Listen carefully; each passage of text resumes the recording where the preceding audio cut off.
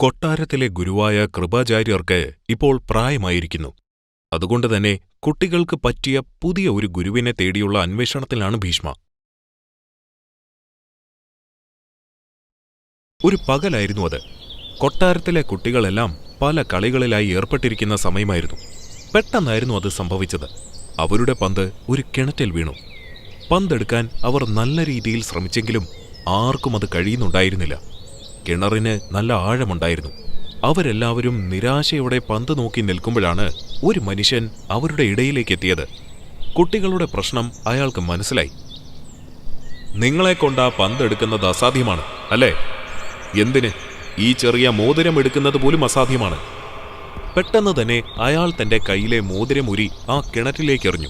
ശേഷം തന്റെ കയ്യിലുണ്ടായ ചരടുകൊണ്ട് കെട്ടിയ ഒരു ആയുധം കിണറ്റിലേക്കെറിഞ്ഞു.